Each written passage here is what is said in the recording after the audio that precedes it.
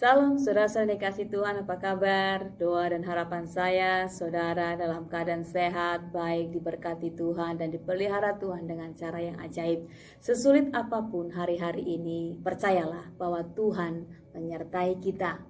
Tuhan akan menolong kita.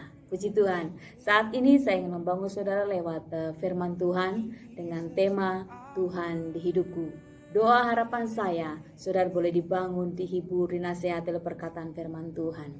Tuhan di hidupku diambil dari Ayub pasal yang ke-42, ayat yang kedua, saya akan bacakan bagi saudara. Aku tahu bahwa engkau sanggup melakukan segala sesuatu dan tidak ada rencanamu yang gagal.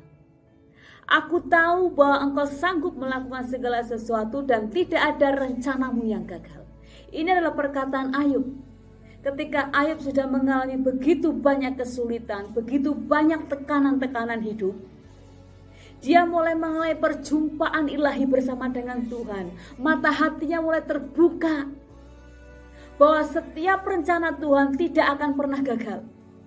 Dia mengakui kemahakuasaannya Tuhan, bahwa Tuhan sanggup mengubahkan segala sesuatu, Tuhan bisa melakukan segala sesuatu, dan setiap rancangan hatinya tidak pernah gagal. Aku tahu bahwa engkau sanggup melakukan segala sesuatu dan tidak seorang pun dapat menggagalkan rencanamu. Tidak ada seorang pun atau apapun itu yang bisa menggagalkan rencana Tuhan dalam setiap diri orang percaya. Aku tahu bahwa engkau dapat melakukan segala sesuatu. Engkau membuat rencana dan tidak ada yang dapat mengubah atau menghentikan rencanamu.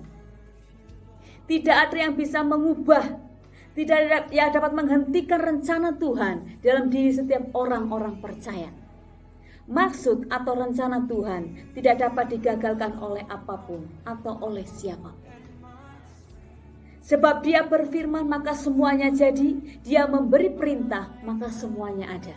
Mazmur pasal yang ke-33 ayat 9. Itulah kekuatan daripada hikmat Tuhan, kekuatan dari rencana Tuhan, kekuatan dari maksudnya Tuhan, tidak akan bisa digagalkan oleh siapapun.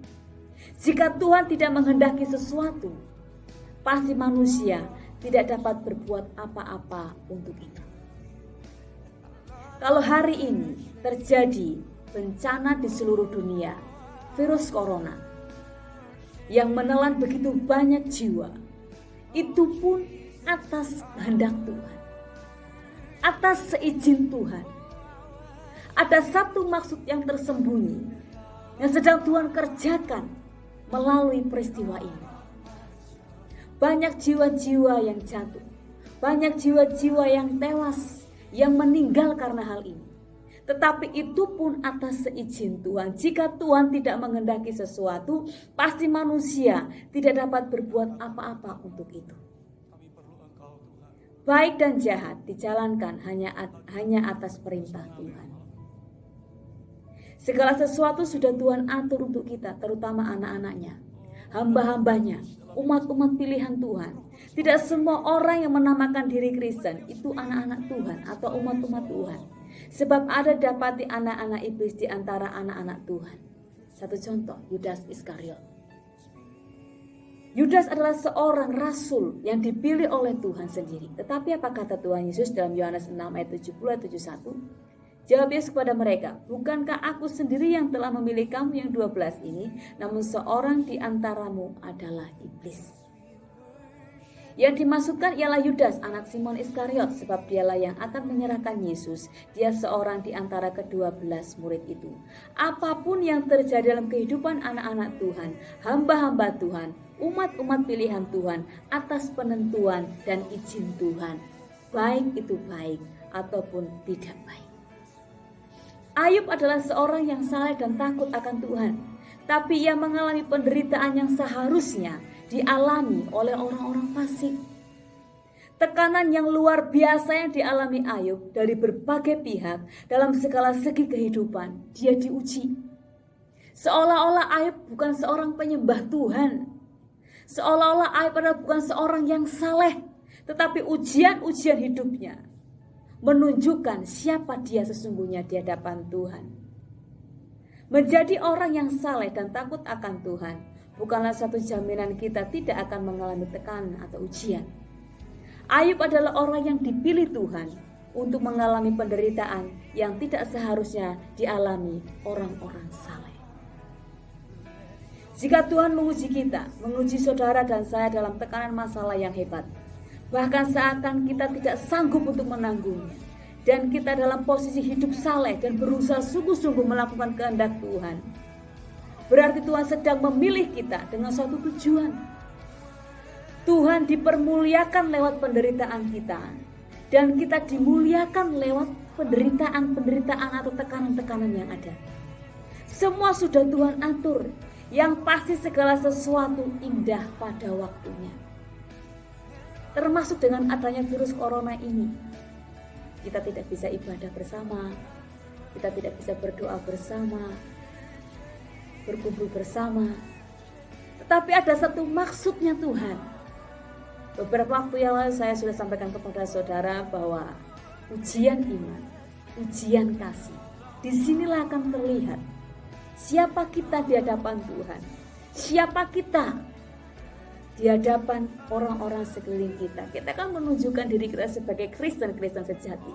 Karena seperti saya katakan tadi, tidak semua orang yang keluar masuk gereja yang menamakan dirinya Kristen adalah murid sejati dari Tuhan, seperti Yudas Iskariot. Tetapi yang pasti adalah semua sudah Tuhan atur. Segala sesuatu indah pada waktunya. Pengkhotbah 3 ayat 11. Ia membuat segala sesuatu indah pada waktunya. Bahkan ia memberikan kekekalan dalam hati mereka. Tetapi manusia tidak dapat menyelami pekerjaan yang dilakukan Allah dari awal sampai akhir. Kita tidak akan pernah bisa memahami atau menyelami pekerjaan yang dilakukan Allah dari awal sampai akhir. Saudaraku yang dikasihi Tuhan, pernahkah saudara mengalami ujian atau hidup dalam titik terendah dan terlemah dalam diri saudara? Kita masuk pada titik nol hidup kita.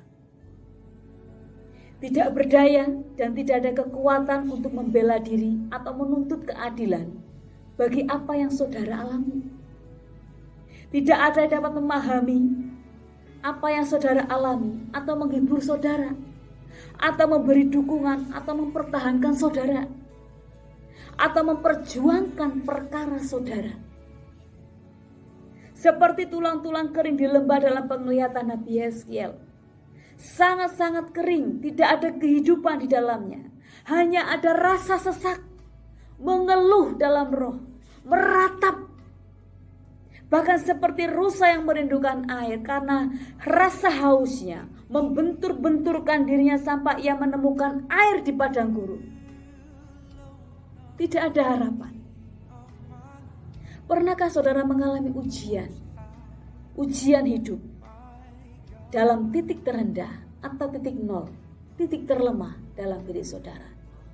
Tidak ada seorang pun yang mendukung saudara.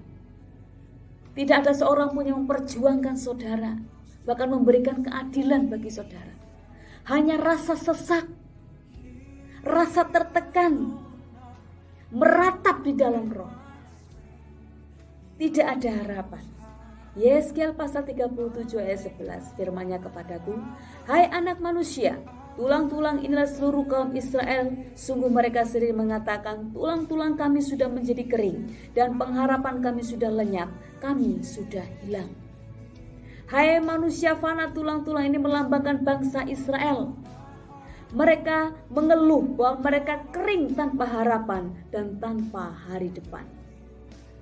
Tekanan-tekanan yang dialami membuat putus harapan, tidak ada hari depan. Pengharapan kami sudah lenyap, kami sudah hilang, tidak diingat orang. Apapun yang kita lakukan tidak diingat orang. Hanya tulang-tulang kering itu yang menjadi bagian kita. Apa yang saudara bangun seumur hidup saudara hancur. Impian yang sudah dibangun selama ini dan mulai terlihat wujudnya, dari mimpi itu tiba-tiba hancur. Tidak ada kekuatan dan tidak ada harapan. Seperti tulang-tulang kering orang yang sudah lama mati. Kembali ke titik nol. Apa yang harus dilakukan di saat kita mengalami titik terendah hidup kita? Titik nol. Ada dua pilihan saudaraku yang dikasih Tuhan. Kita bisa menyerah atau mengambil keputusan bangkit dan membangun kembali. Ada dua pilihan. Ketika kita masuk di dalam titik nol terendah hidup kita, kita mulai menyerah dengan keadaan. Atau yang kedua, kita bangkit dan membangun kembali. Tuhan membawa Nabi Yeskiel untuk melihat tulang-tulang yang kering itu. Dan menyuruh Nabi melakukan sesuatu. Bertindak, melakukan sesuatu. Bukan duduk termenung dan menyesali diri atau mengasihani diri sendiri. Pekerjaan Tuhan di akhir zaman saudaraku adalah membangkitkan pasukan-pasukannya serta melatih pasukannya untuk menjadi prajurit-prajurit yang tangguh dan kuat dan terdidik dalam kebenaran dan kekudusan. Hari ini Tuhan sedang mencari para pejuang-pejuang iman yang tangguh, yang terdidik dalam hal kebenaran dan kekudusan. Setiap ranting yang berbuah pasti akan dibersihkan, kata firman Tuhan. Setiap umat-umat Tuhan yang terpilih akan dibersihkan untuk menjadi satu umat yang benar dan kudus baginya. Melalui permurnian iman dan tantangan-tantangan hidup. Yeskiel pasal 37 ayat 1-4 saya akan bacakan bagi saudara. Lalu kekuasaan Tuhan meliputi aku dan ia membawa aku keluar dengan perantaraan rohnya dan menempatkan aku di tengah-tengah lembah. Dan lembah ini penuh dengan tulang-tulang. Ia membawa aku melihat tulang-tulang itu berkeliling-keliling dan sungguh amat banyak bertaburan di lembah itu. Lihat, tulang-tulang itu amat kering. Lalu ia berfirman kepadaku, hai anak manusia, dapatkah tulang-tulang ini dihidupkan kembali? Aku menjawab, ya Tuhan Allah, Engkaulah yang mengetahui. Lalu firman-Nya kepadaku, bernubuatlah mengenai tulang-tulang ini dan katakanlah kepadanya, hai tulang-tulang kering, dengarlah firman Tuhan. Bernubuat dan katakan kepada tulang-tulang kering yang tidak berdaya itu. Katakan sesuatu firman Tuhan kepada tulang-tulang kering itu. Bernubuat dan katakanlah sesuatu firman Tuhan. Dalam diri saudara dan saya ada satu kuasa yang besar yang dapat mengubah sesuatu yang mustahil menjadi tidak mustahil. Suatu keajaiban. Ada kebanyakan orang-orang Kristen tidak menyadari hal ini. Dalam diri kita ada kuasa Yesus. Roh Kudus, Roh Bapa tinggal dalam diri kita, bergerak menyertai kita sampai akhir zaman. Perkatakan sesuatu, bernubuatlah dengan firman Tuhan.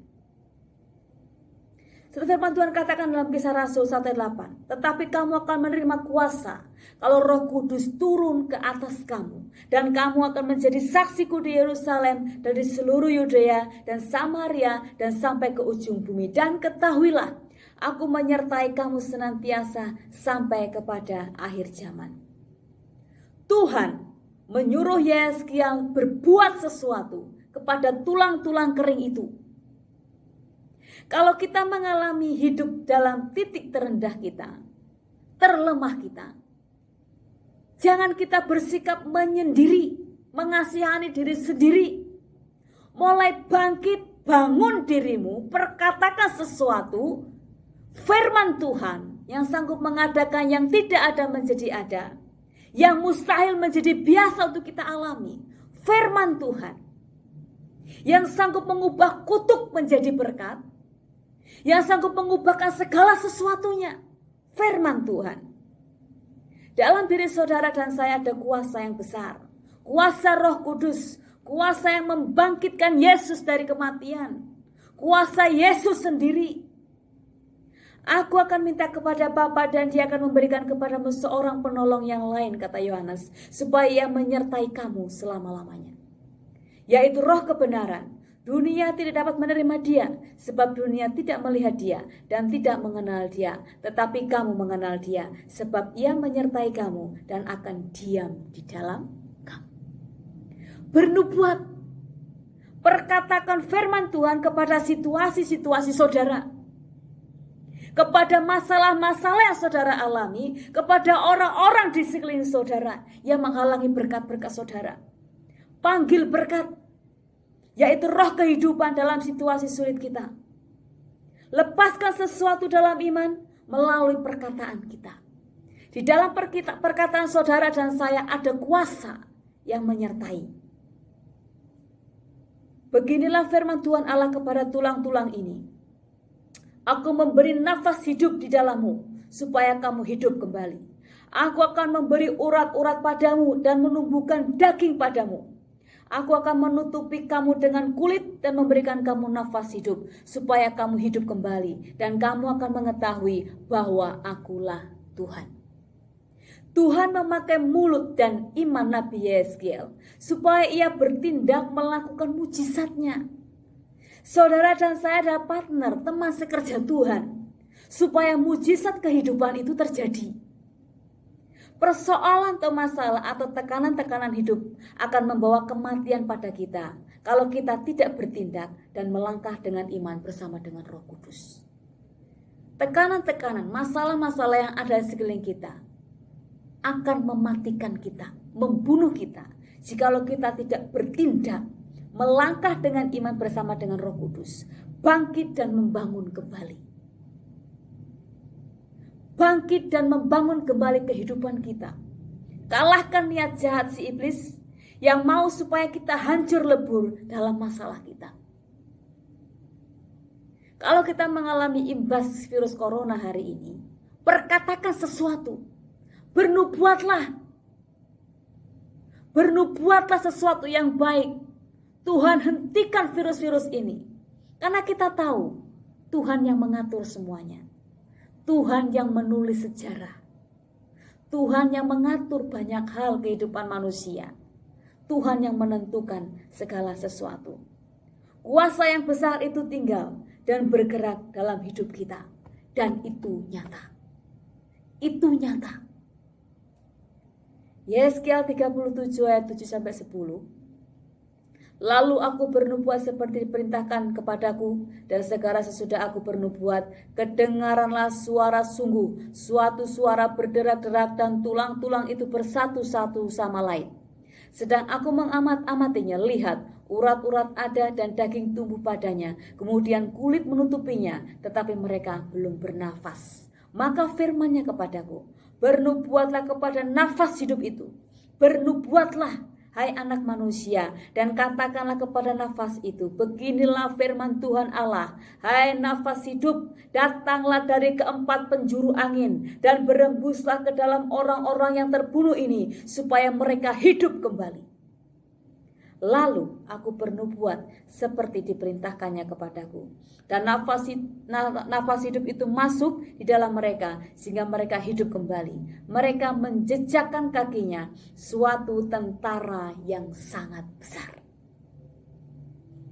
Yeskiel disuruh Tuhan untuk memanggil nafas hidup. Kalau kita perhatikan hari-hari ini, roh kematian, roh ketakutan sedang merajalela di seluruh dunia. Saatnya anak-anak Tuhan, umat-umat pilihan Tuhan, hamba-hamba Tuhan bangkit. Perkatakan sesuatu, lepaskan sesuatu, bernubuatlah. Panggil nafas kehidupan, panggil roh kehidupan. Supaya bumi kita hidup kembali. Semua sudah Tuhan atur. Saudara dan saya adalah teman sekerjanya Tuhan. Firman Tuhan katakan, bernubuatlah kepada nafas hidup itu. Bernubuatlah hai anak manusia, dan katakanlah kepada nafas itu, beginilah firman Tuhan Allah, hai nafas hidup, datanglah dari keempat penjuru angin dan berembuslah ke dalam orang-orang yang terbunuh ini, supaya mereka hidup kembali. Amin. Dalam diri saudara dan saya ada kuasa. Perkatakan, yakinlah. Karena Tuhan berjanji, Dia tidak akan pernah mengingkari janjinya. Ketika Dia sudah memberikan roh itu bagi kita, Dia tidak akan pernah mengambil roh itu. Karena itu saudara dikasih Tuhan, Satu keajaiban akan terjadi. Satu kehidupan akan terjadi di sekeliling kita.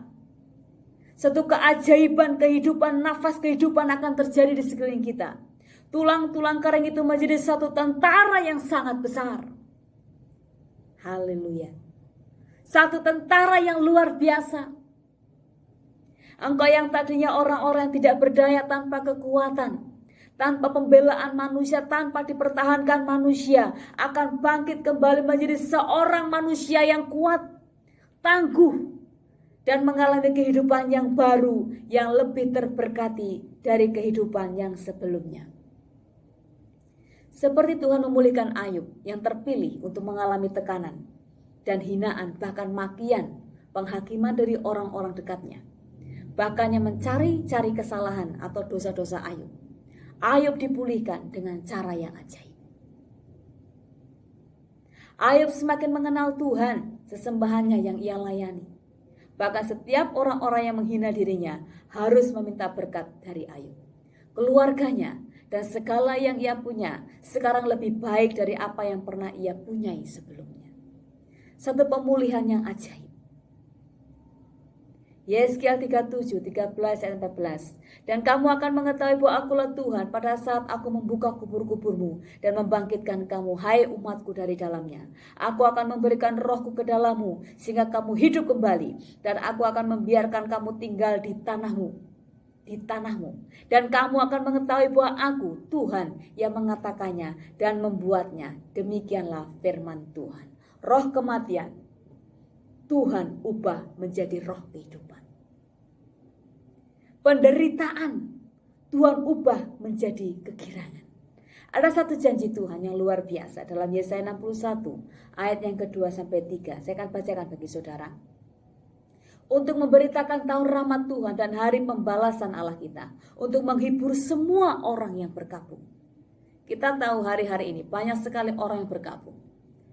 Perannya saudara dan saya, anak-anak Tuhan, hamba-hamba Tuhan, umat pilihan Tuhan harus bangkit. Perkatakan sesuatu pada situasi kita. Perkatakan sesuatu bagi keadaan sekeliling kita. Perkatakan sesuatu, yaitu firman Tuhan. Panggil nafas kehidupan. Roh pengharapan. Karena Tuhan masih punya kendali atas dunia ini. Untuk mengaruniakan kepada mereka perhiasan kepala ganti abu, minyak untuk pesta ganti kain kabung, nyanyian puji-pujian ganti semangat yang pudar, supaya orang menyebut mereka pohon tarbantin kebenaran, tanaman Tuhan untuk memperlihatkan keagungannya. Amin. Kalau Tuhan izinkan, saudara mengalami titik terlemah dalam diri saudara, ambil keputusan yang tepat, bangkit dan bangun kembali hidup saudara. Perkatakan sesuatu. Apapun persoalan saudara, apapun tekanan-tekanan yang saudara alami, Tuhan Yesus menyertai saudara dan saya. Dia tidak pernah ingkar janji. Dia akan tepati apapun yang pernah dia katakan, dan tidak ada rencana Tuhan dalam diri saudara dan saya itu gagal. Rencana Tuhan adalah ya dan amin. Amin, saudara yang dikasihi Tuhan. Tetap semangat, apapun yang Tuhan izinkan terjadi, tetaplah setia. Tuhan akan menggenapi janjinya bagi saudara. Tuhan akan menguatkan, meneguhkan saudara menjadi orang-orang yang tangguh di dalam Tuhan. Prajurit-prajuritnya Tuhan yang pantang menyerah. Tapi seseorang yang kuat, tegar. Dan Tuhan janjikan kehidupan kita, saudara dan saya, akan lebih baik. Karena Tuhan menyertai kita. Tuhan Yesus memberkati. Shalom.